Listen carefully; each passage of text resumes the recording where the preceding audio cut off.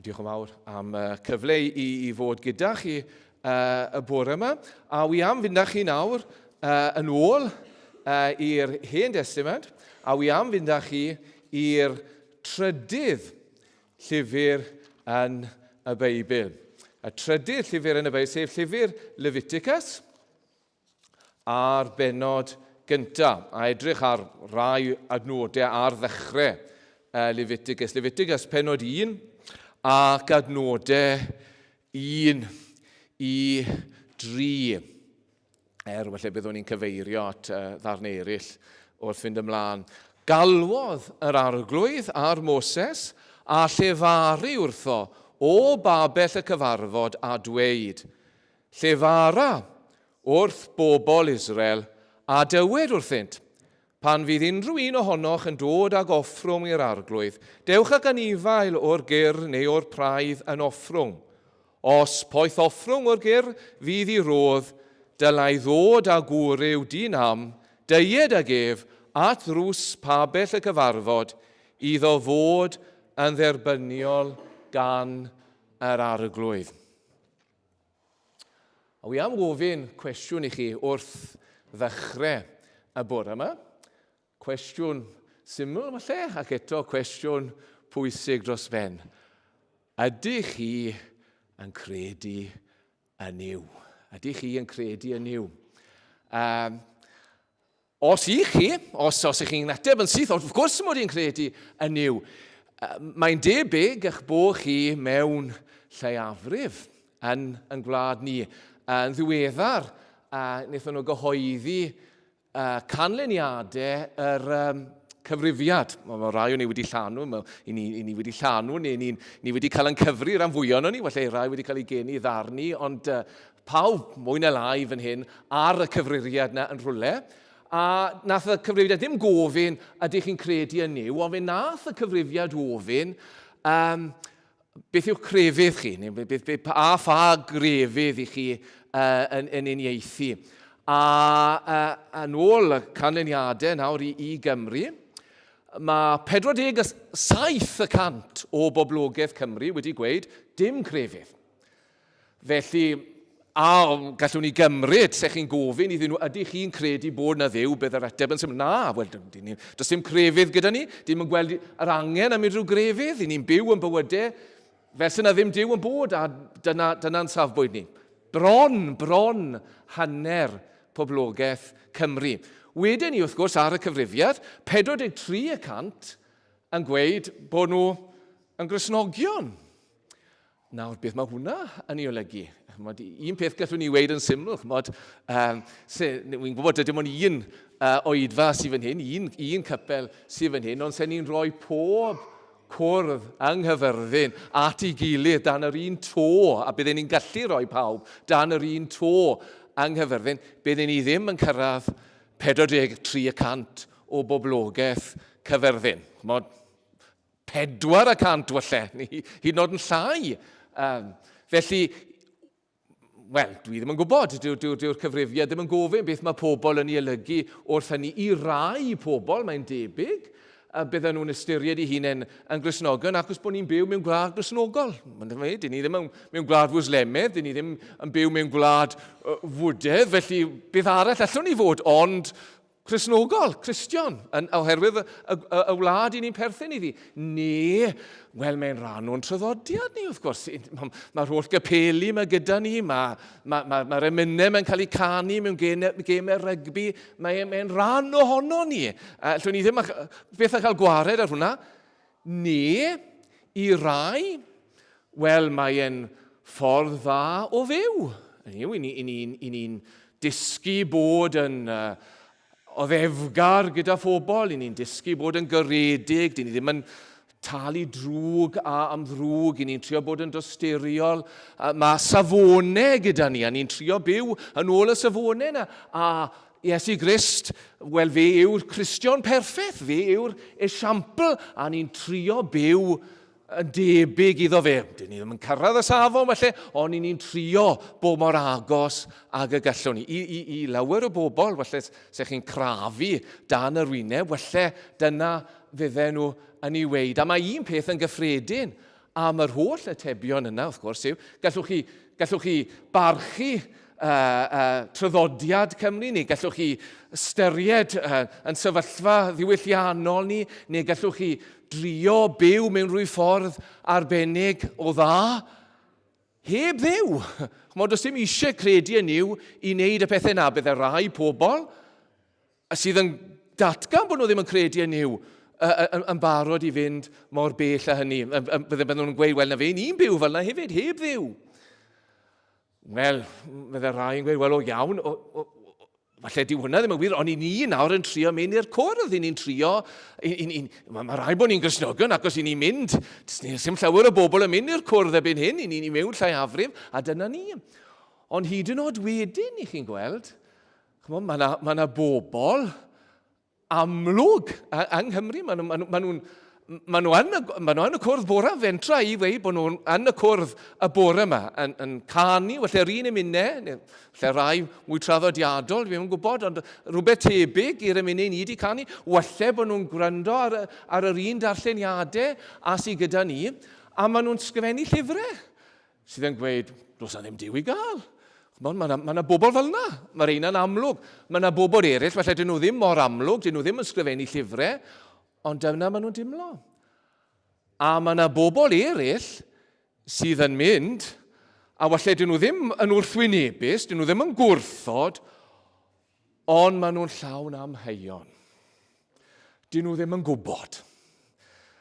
Maen nhw'n mynd, ond dyn nhw ddim yn gwybod ydy'r cyfan yn wir, mae'r peth uwch i pennau nhw, mae rhy gymleth iddyn nhw, dyn nhw'n meddwl am y beth, dyn nhw'n gwybod, sef chi'n gwthio nhw'n iawn, byddwn nhw'n gweud, wel, pwy all weid?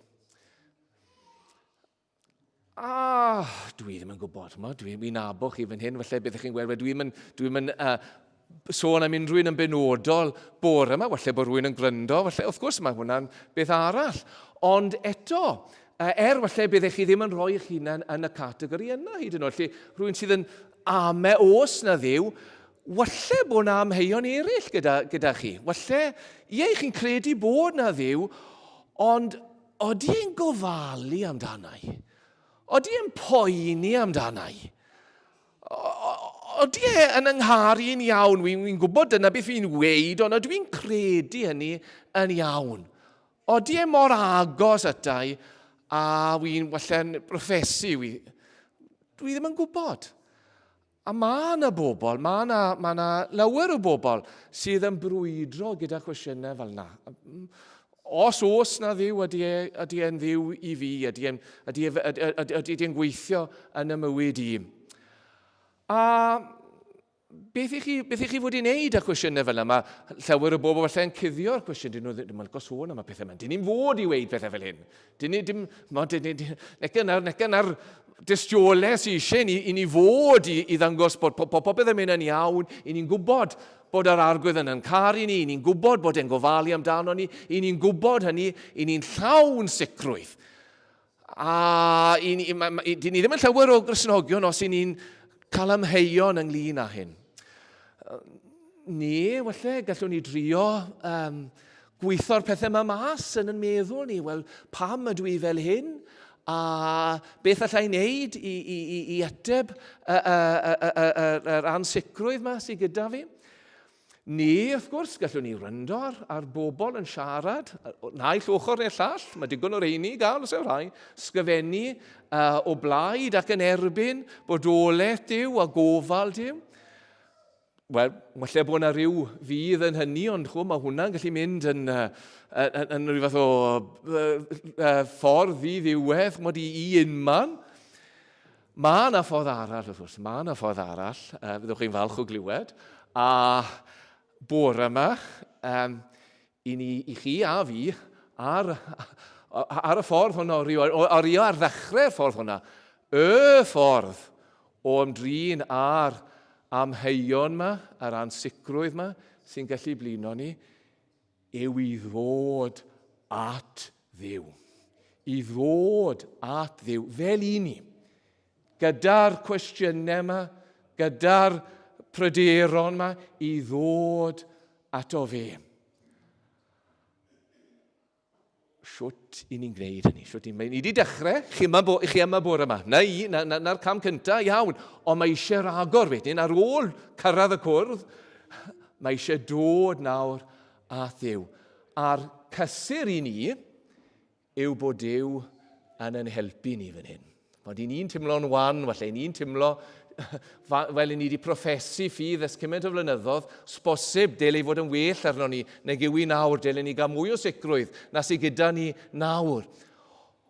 Ond mae Dduw yn ein helpu ni. Mae'n ein helpu ni yn ei airau, a mae'n ein helpu ni yn llyfr Lefiticus. Felly mae'n un o'r llyfrau i ni yn cael ychydig o drafferth a fe, un o'r llyfrau, felly ni'n darllen trwyddo, os ni'n darllen trwy'r Beibl yn rôl i mynd trwyddo fe'n eitha cloi, achos mae'n gallu bod yn gymleth, mae yna lot fawr o fanylder fan hyn, ond beth sydd gyda ni yn llyfr Lefiticus yw disgrifiad o siwt mae Dduw yn cwrdd â'i bobl e. Yn yr adnod gyntaf, ni'n darllen hyn, galwodd yr arglwydd ar Moses a llefaru wrtho o Babel y cyfarfod. O'r tabernacl, mae'n cyfeithu'r adnod, ond o Babel y cyfarfod, lle o Dduw yn mynd i gwrdd a'i bobl e. Chmod, beth sydd gyda ni yn llyfr Lefiticus, a falle dyma lle i ni'n cael trafferth, yw dyw e ddim yn rhoi techneg i ni. Dyw e ddim yn rhoi cyfrinach. Dyw e ddim yn gweud, dyma'r 4 cam mae rhaid i ni fynd trwyddyn nhw i gwrdd â Dduw. Gnewch hyn, a, b, ec, a dyna ni chi wedi cwrdd â Dduw.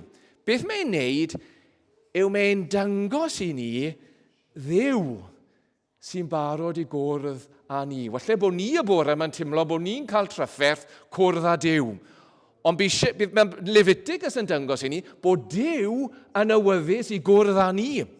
Mae eisiau dechrau fyna, nid yn gwendidau ni, nid yn diffygio nid methiannau ni, ond y Dduw yma nawr sydd yn barod i gwrdd â ni. Ym Mhabell y cyfarfod. Trydydd llyfr y Beibl, fel gwedais i. Mae'r Beibl yn dechrau yn ddiddorol iawn, yn dweud. Mae'n dechrau gyda llyfr Genesis, mae'n dechrau gyda adnod gynta Genesis, yn y dechreuad y creo Dduw y nefoedd a'r ddeiar. I ni'n dechrau yma, y Dduw mawr yma. Mae rai gwyddonwyr yn gweud, i ni wedi esbonio'r cyfad, ond os ych chi'n gryndo ar unrhyw wyddonyr gwerthu halen, bydde fe ddim yn gweud ni. Bydde fe'n gweud mae syniad gyda ni, mae rhyw syniad gyda ni, ond dyn ni ddim yn gallu esbonio y cyfan, ac os dyn ni ddim yn gallu gweud beth oedd yn y dechrau. Ni'n gallu walle awgrymu bod yna rhyw broses wedi bod, ond dyn ni ddim yn gallu gweud o ble mae'r elfennau'r broses ni wedi dod. A mae rhaid o nôl yn yn anwybodaeth ni, yn yn cyfyngiadau ni, mae rhaid o nôl i Genesis 1, adnod 1, yn y dechreuad, y creo Dduw y nefoedd a'r ddeiar. Oedd e yno yn y dechrau. A thlw lyfr Genesis, ni'n gweld y Dduw mawr yma, sydd wedi creu y byd, ac sydd yn gofalu dros y byd, ac sy'n ymwneud, mae'n ymyrryd yn y byd. Yn achlysurol, mae'n dod i farnu. Ond mae hefyd yn dod, mae'n dod i alw un o blith holl boblogeth y byd, mae'n galw Abraham, mae'n dod ato fe, mae'n gwneud cyfamod â fe, ond mae'n mynd a dod, mae'n rhoi addewidion, ond wedyn ni mae'n camu nôl, a mae Abraham wedyn goffod byw yn ôl yr addewidion hynny, a i feddhau i air Dduw, yn ei dili bach e. Ac yn y pen draw, wrth gwrs, ddim yn mynd i roi holl hanes Genesis i chi y bore yma, ond mae Genesis yn gorffen gyda'r bobl oedd wedi mynd i wlad Canan nawr, disgynyddion Abraham, plant meibion, Jacob yn goffo mynd i Raif, dim bwyd gyda nhw yng Ngwlad Canan, Joseph yno yn barod ar eu cyfer nhw.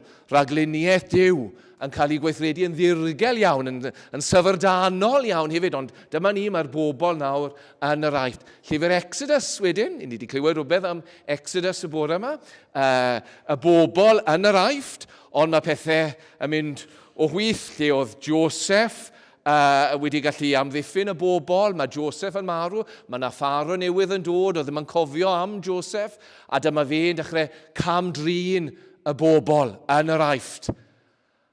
A beth sy'n digwydd?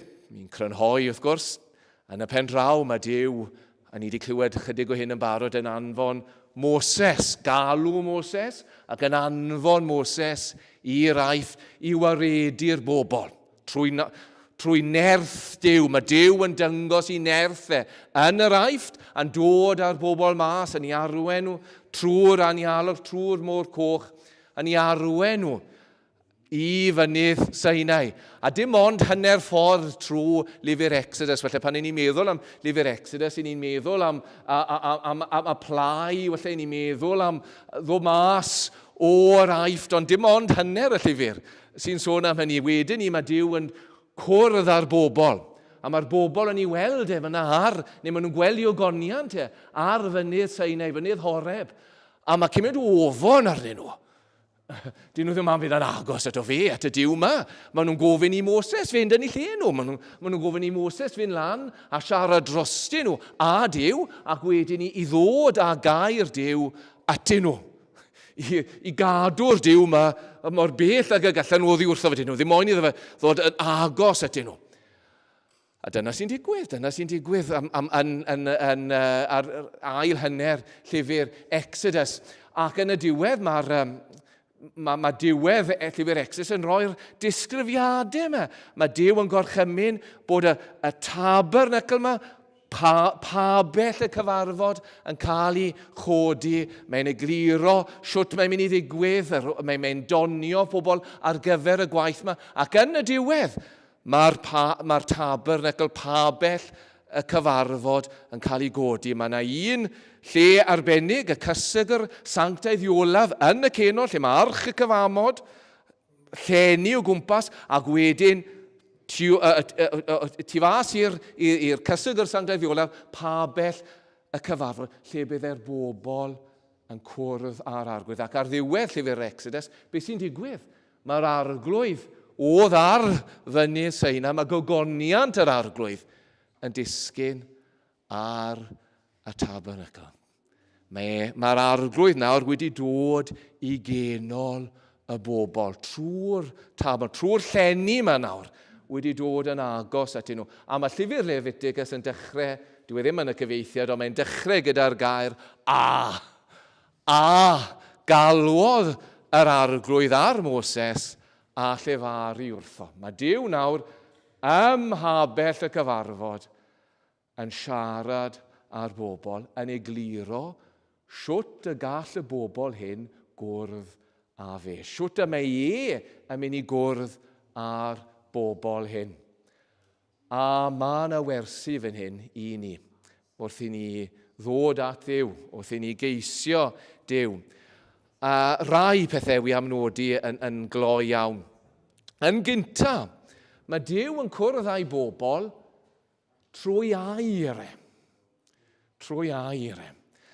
Walle, pan ni'n darllen llyfr Lefiticus, i ni'n meddwl am yr aberthau, i ni'n meddwl am y cyfreithiau, a walle i ni'n anghofio yr adnod gynta, a galwodd a llefarodd yr arglwydd wrth Moses.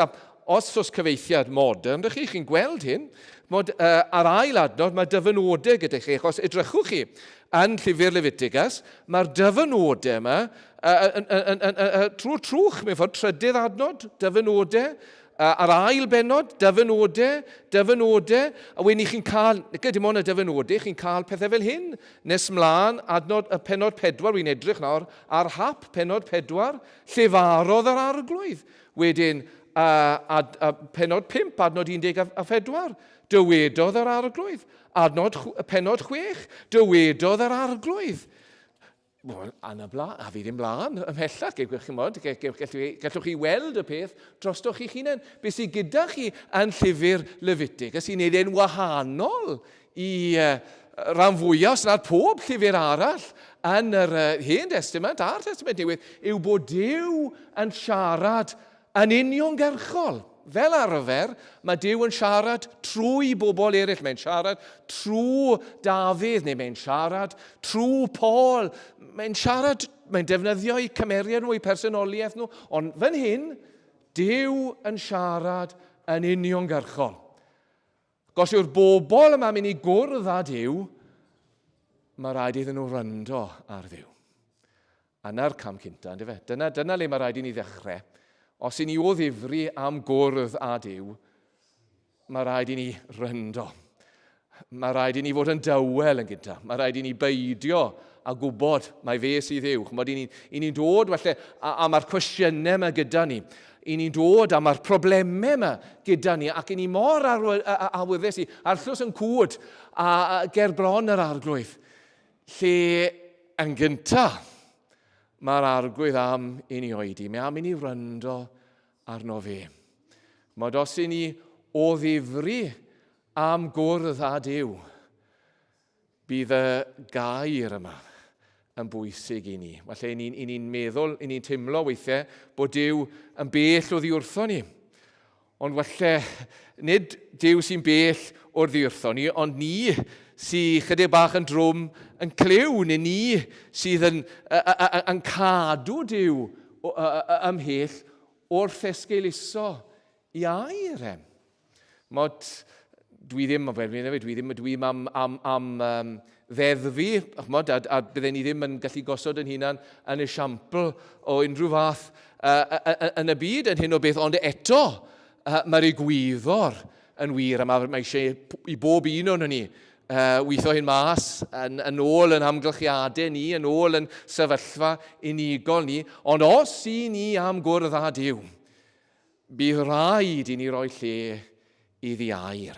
Mae rhaid i ni roi lle iddi air. Mae rhaid i ni ddechrau fyna. Dechrau gyda'r gair. Na'r peth cyntaf, na'r peth amlwg, falle yn gyntaf.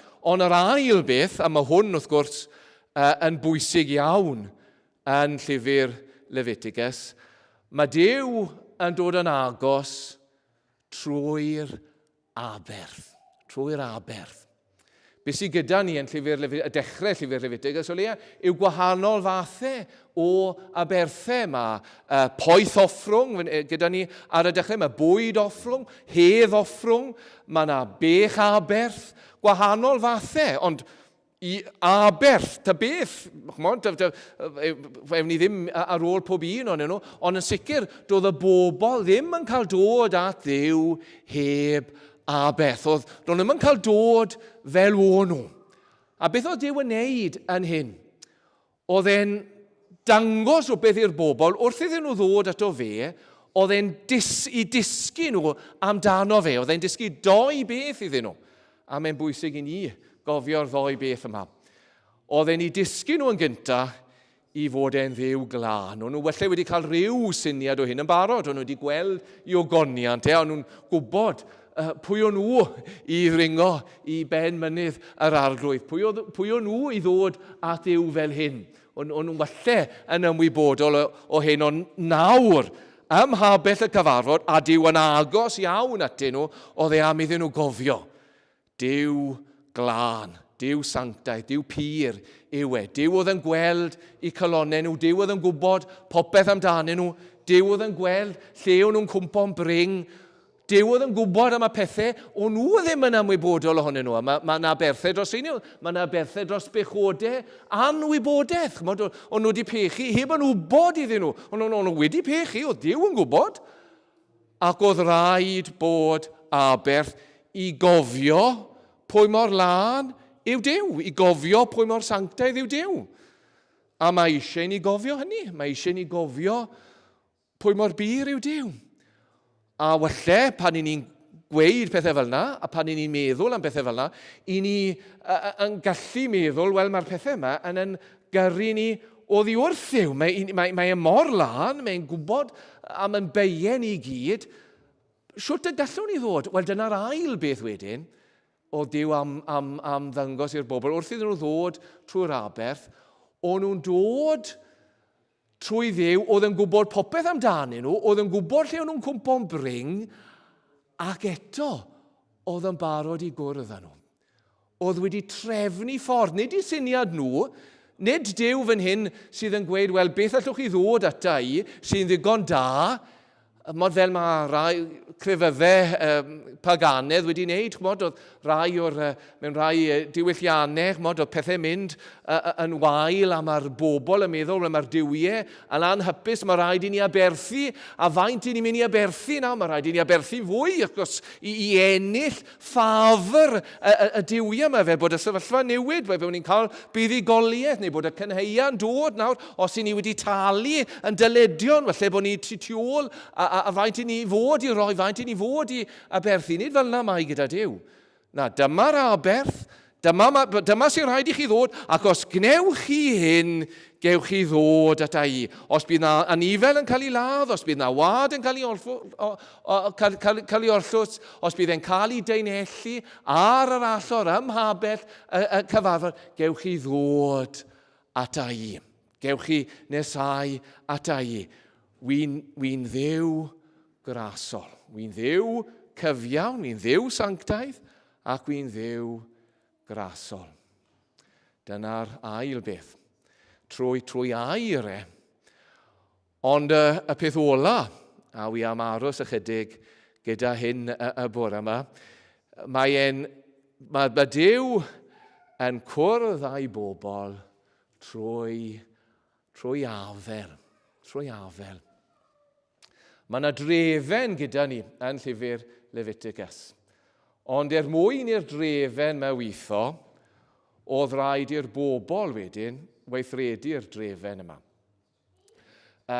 Dros y blynyddoedd, wi wedi bod i nifer o gyfweliadau, a maen nhw'n gallu bod yn brofiadau brawychus, weithiau, mi'n meddwl am rai o'n nhw. Un oedd y panel yma ar lwyfan, a neu o'n i'n eistedd lawr, myna ar un yn edrych lawr arnoch chi. Mae'n nabod nhw oedd yn holi'r cwestiynau. Ac yn y blaen, mae rhai wedi bod yn fwy anffurfiol, ond di chi byth yn gwybod beth sydd yn mynd trwy feddyliau y bobl sy'n eich cywelchu, a weithiau di chi yn deall pam i chi wedi cael un swydd a chi wedi cael eich gwrthod ar gyfer swydd arall. Ond dyna ni, fel mae'n gweithio i rai sydd yn cael cyfweliad. Ond un o'r pethau wedi dysgu nawr, wi mewn sefydliad sy'n cyflogi llawer, yw y broses o gynnal cyfweliad o'r ochr arall. Hyd yn hyn, o'n i'n gwybod am y profiad o fynd i gyfweliad, o'n i ddim yn gwybod am faint o waith oedd trefnu cyfweliad.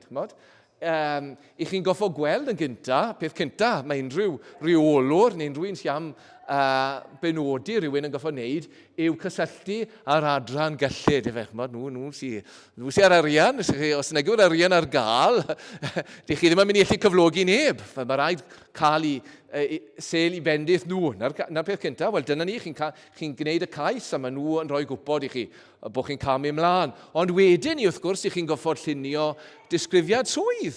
Chi'n goffo penderfynu beth i chi moyn, pwy fath o berson fydd eisiau nawr ar gyfer y swydd arbennig, pwy fath o gymwysterau, pwy fath o brofiad, fydd eisiau arno fe. Dyna ni, mae eisiau gwneud hynny. Mae eisiau wedyn hysbysebu. Mae eisiau llunio rhyw hysbyseb, felly i'r wasg, neu roi ar y we, mwyn tynnu sylw at y swydd yma.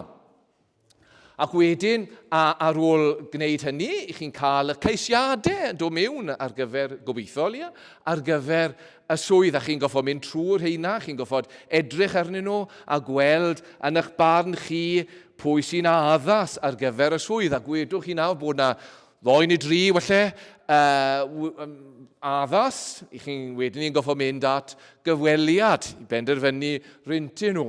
A ar gyfer cyfweliad, mae eisiau panel, mae eisiau chi ofyn i rywun, i ryw rai fod yn rhan o'r panel, mae eisiau stafell ar gyfer y cyfweliad, mae eisiau amser, eisiau dyddiad, os oes yna rhyw brawf falle'n rhan o'r cyfweliad, mae eisiau trefnu bod yr offer ar gael fel arfer, mae'r profio yma nawr yn digwydd ar gyfrif y diron, a weithiau mae eisiau cysylltiad ar wel mae eisiau gofalu bod hynny yn barod, a dyna ni, chmod. Chi wedi gwneud hynny, dylewch nawr bod chi wedi gwneud hynny i gyd, a bore'r cyfweliad yn dod, mae'r panel yna yn yr stafell gyda'r cyfrifiadur, gyda'r cyswllt gwe, a neb yn dod. Neb yn dod. Chi'n aros, chi'n edrych ar eich watch, neb yn dod. Yr ymgeiswyr yma falle, oedd ar holl gymwysterau wedi ail feddwl, falle wedi penderfynu na maen nhw'n hypus le maen nhw, dyn nhw ddim moyn newid, neu maen nhw wedi cael cynnig, falle, codiad cyflog, a felly dyn nhw moyn mynd trwy'r ffwda nawr o fynd i'r cyfweliad. Neb yn dod. Wel, dwi'n bod wedi hwnna wedi digwydd, gallai fe, mae'n bosib, ond bydde fe chydig bach yn siomedig, wy'n siŵr i'r rai sy'n trefnu'r cyfarfod. Ond beth am babell y cyfarfod? Beth am, i chi'n dychmygwch nawr, yr holl waith o lunio babell y cyfarfod, yr holl ymdrech yma nawr o roi'r babell yma at ei gilydd yn yr anialwch, o drefnu yr allor a'r cyfan oedd eisiau ar gyfer pabell y cyfarfod. O bod nawr pwy a berthau oedd i fod i gael ei cyflwyno. A cyfan yn cael ei wneud, a neb yn dod. Neb yn dod. Achos wedi'r cyfan, oedd e ddim yn barod ar ei cyfer nhw, nid dim ond troi lan oedd rhaid iddyn nhw wneud. Bod oedd rhaid iddyn nhw fynd i wylo am yr anifel. A nid unrhyw anifel, nid yr anifel ond yn moyn cael gwared yno fe. Oedd yn bita gormodd a oedd e ddim yn mynd i gynhyrchu llawer iddyn nhw, ond yr anifel gorau. Yr un perffaith. Oedd rhaid iddyn nhw fynd ar anifel, bydd rhaid iddyn nhw ddod ar anifel i babell y cyfarfod, a bydd rhaid iddyn nhw roi dilyn nhw ar anifel, bydd rhaid iddyn nhw ladd ar anifel. Chymod, allech chi ddychmygu, bydd rai yn gweud, wel, neu falle bydd yn ddim yn gwneud, dwi ddim yn mynd i wneud e, ond ddim nawr. Dwi ddim yn gyfleus nawr. Mae cymryd o beth eraill yn ei boeni amdano yn yr anialwch, ni'n gwybod ble i ni, ni'n gwybod ble i ni mynd. Falle rhywbryd eto, pan mae pethau'n rwyddach arno ni, na, fel hyn oedd i fod. Oedd rhaid iddyn nhw ddod ar anifel yma. A mae Dduw yn gweud, a yr ail adnod yn diwedd, pan fydd unrhyw un ohonoch, Dduw ddim yn gweud, os bydd, pan fydd unrhyw un ohonoch yn dod â goffrwng i'r arglwydd, fel hyn mae rhaid i chi wneud e. I chi mynd i wneud e. Pam felly? Ac os mod i am mynd i ddod â chi. Mae'r un peth gyda ni yn llyfr Exodus, yn mwyn gwneud codi pabell y cyfarfod, oedd na alwad ar y bobl i roi, oedd rhaid iddyn nhw roi. O'n nhw yna yn yr anialwch, oedd nhw'n meddwl, wel, ni ddim yn gwybod beth sydd gyda'r dyfodol ar yn cyfer ni. Popeth sydd gyda ni nawr, i ni wedi dod â fe gyda ni o'r aifft. Felly ni trio cadw hwn, a mae Dduw yn gweud, i chi'n mynd i roi at y tabernacl. A dyna sy'n digwydd, mae'r bobl yn roi. Ni'n gwybod fel o'n nhw, ond ni'n gwybod fel o'n nhw'n conan yn yr anialwch, yn ddigon aml. Ond dyn nhw ddim yn conan pan ni, maen nhw'n roi. Siwt i chi'n esbonio hynny? Mae Dduw wedi gweithio ar eu colonnau nhw. A'r un peth yn hyn, nawr mae Dduw wedi gosod pabell y cyfarfod, mae mynd i gwrdd â'r bobl, a mae e'n dod â nhw nawr i fan lle mae nhw'n dod o'i gwirfodd ato fe. Mae yn ei tynnu nhw ato fe. Dduw fel na sy'n gyda ni. Dduw fel na sy'n gyda ni. Mae e'n dod i gwrdd â ni, a mae e'n tynnu ni i gwrdd â fe. Nawr, walle bod rai o'n ni yn gwybod am gyfnod lle oedd na fwy o awydd arno ni i ddod i gwrdd â fe na sy'n awr. Falle bod ni'n gallu cofio adegau yn y bywyd ni, falle blynyddoedd yn ôl, pan oedd llawer a falle bod yr awydd na wedi oeri rhywfaint. Wel, oedd e gyda ni unwaith, yn dod e? A siwt i ni'n esbonio hynny, yr un bobl i ni, ac oedd yr awydd yma gyda ni unwaith. Wel, oedd Dduw yn gweithio yno ni, yn tynnu ni. Walle bod rai o'n ni yn teimlo, wel, mae rhyw awydd da fi, ond dim cymaint o awydd ag y gallai fod, neu y dele fod, nes i gyda rai. Wi tyma bach ar ei holi o gymharu'n hunain a nhw. Ond mae yna rhyw awydd na. Eto, mor wan yw mae yna rhyw awydd. O ble mae'r awydd na wedi dod? Dyw ddim wedi dod wrtho ni. Dyw ddim wedi dod, dim ond beth naturiol, ddim wedi cael wrth yn rhieni neu wrth y gymdeithas o'n cwmpas ni. Mae Dyw wedi rhoi yr awydd na i ni. Os yna chydig o awydd, os yna rhywbeth, rhywbeth i ddechrau, wedyn ni, mae yna rhywobaeth iawn gydag amser, walle, a bydd yr awydd na'n cynyddu ni. Walle os ni wedi colli'r awydd cryf oedd gyda ni unwaith. Walle, gallai feddwl nhw. Yr un Dduw sydd gyda ni, a Dduw oedd wedi gweithio yn y bywydau ni par ni, lle feddwl nhw. A beth sydd gyda ni, yn y Beibl, i ni ond yn y trydydd llyfr fan hyn, wrth gwrs, mae llawer iawn mwy gyda Dduw i weid wrtho ni yng ngweddill y Beibl, ond mae Dduw yn dyngos i ni yng ngweddill y Beibl, y Dduw yma sy'n dod i gwrdd â ni, a'r Dduw yma sy'n yn tynnu ni ato fe i hunan.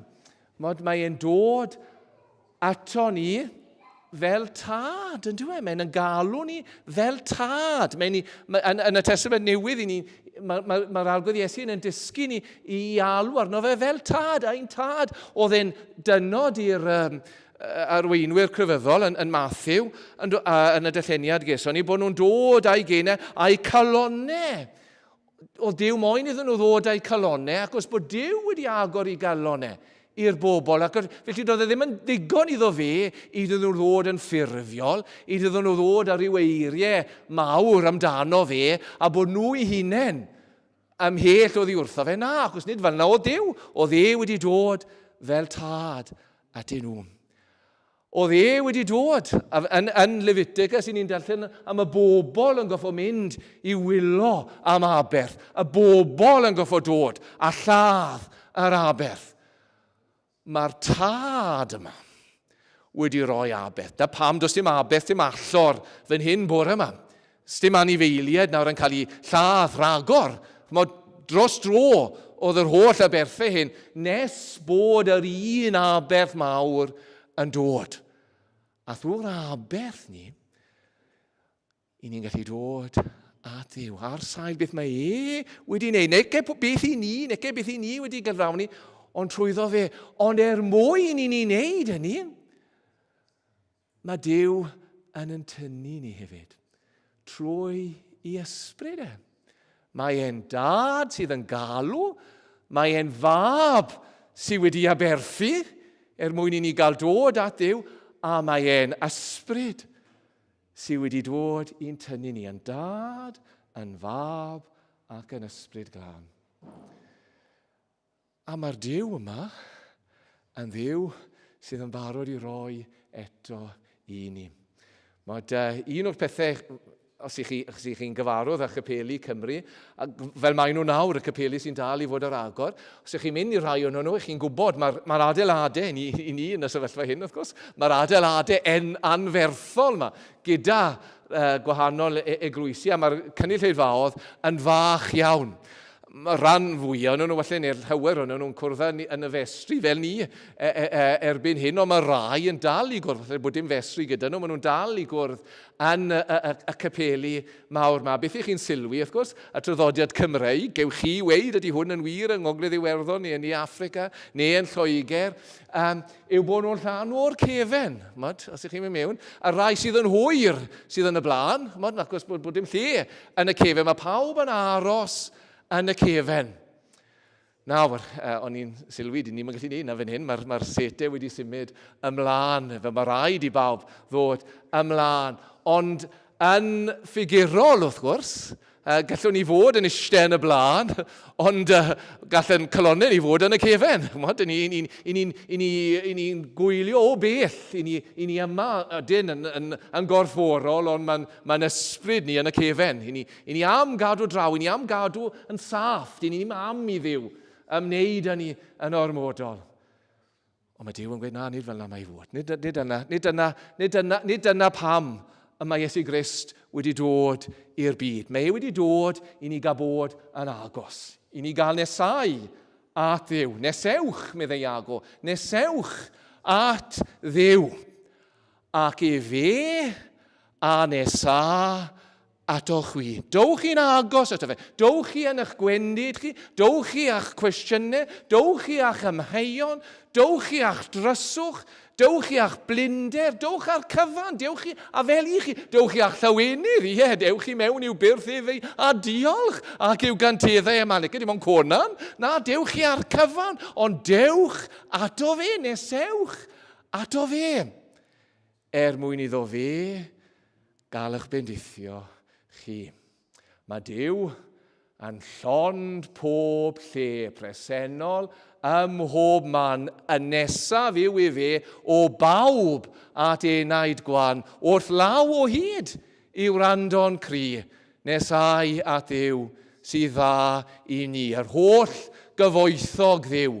I olyd ni leihha tywallta bob peth byw o hyd a'i wyllus da. Un dafn o'i fôr sy'n fôr i mi. Nesau at Dduw sydd dda i mi. Wel, gadewch i'r arglwydd yn helpu ni. I wneud hynny y bore yma, ond i wneud hynny, nid yn unig y bore yma, ond heddi, ac i wneud hynny yn y bywydau. Nesau, mae Duw gyda ni, Duw agos gyda ni.